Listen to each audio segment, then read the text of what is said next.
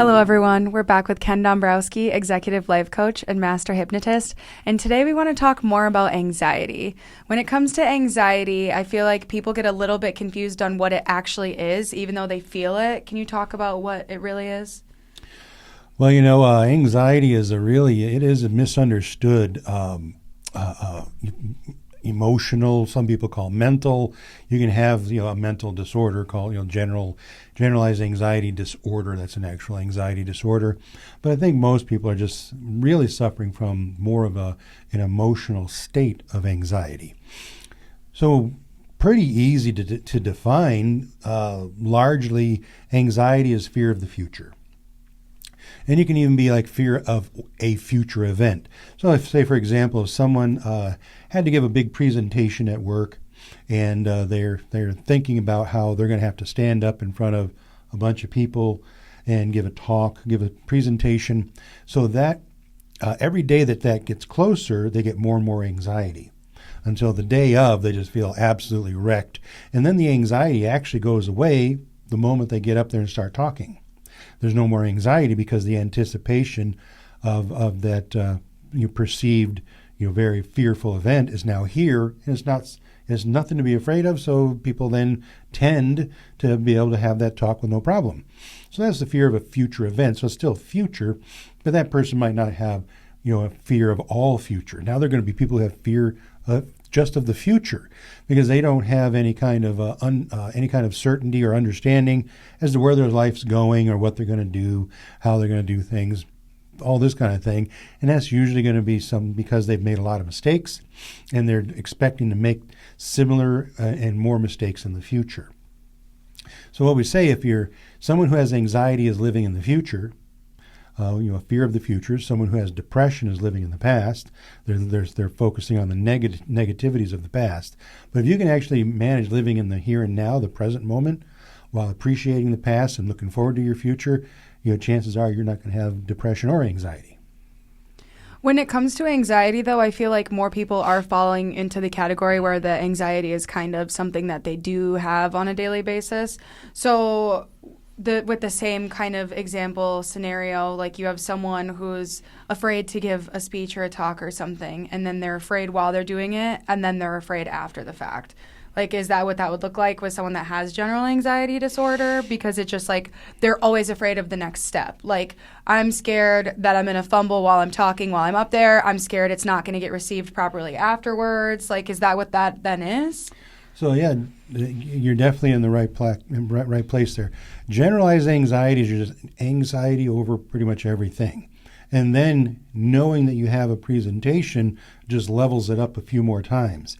So now you have all this anxiety over everything, and now there's one specific thing as well that you're focusing on. And this is all subconscious compulsion.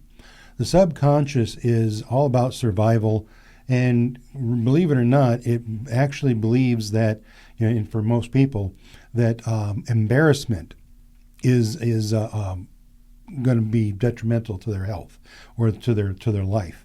So embarrassment is social death or social suicide, that sort of thing. So that's why the subconscious grabs onto that and like, oh, if I embarrass myself, if I say something wrong, if I slip up, if I mess up, or I'm not received well, then that means my life is over as I know it. I might lose my job. I might lose my house, maybe lose my husband or wife. See, that's where their mind automatically is cascading to without you even knowing it.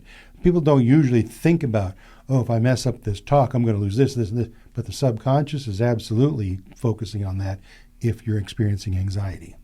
Well, and that's the thing, like anxiety is the fear of the future, but I personally think about it like when we have conversations about anxiety, I always think the anxiety ruins the future a little bit because you spend so much time just getting locked up from the way that you feel that you end up actually just really getting nothing done usually if it's something that you have like the full general anxiety disorder versus someone who's just experiencing an anxious moment, Mm-hmm. Like you're so afraid of the future that you end up kind of just like not living, right?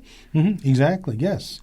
Because it's constantly, the future or the fear of the future is constantly disrupting the now. Right. So that's why someone's having a panic attack or anxiety attack, kind of same thing. Having an anxiety attack is your brain or your mind on overload of too many possible negatives in the future, and it just happens to come together in this moment. It's kind of interesting because it's people who have depression, like you said, that's fear of the past. That never goes away. Anxiety, fear of the future, that doesn't go away either. So you kind of really just have to learn to regulate yourself at that point or get help regulating it, because it's just those two things are never going to go away. They're always there, right? Well, that's, of course, what we do. That's what I'm saying, yeah. Like, we get so many people who come to us who've been through years of traditional therapy, and their anxiety gets worse every year, their depression gets worse every year, and people get to where their wits end or realize after 10 years or 20 years, I think probably the longest was almost 30, like 29 years, where someone went through the traditional route and realized this isn't working. And so then they decided to do something alternative, which was come to us.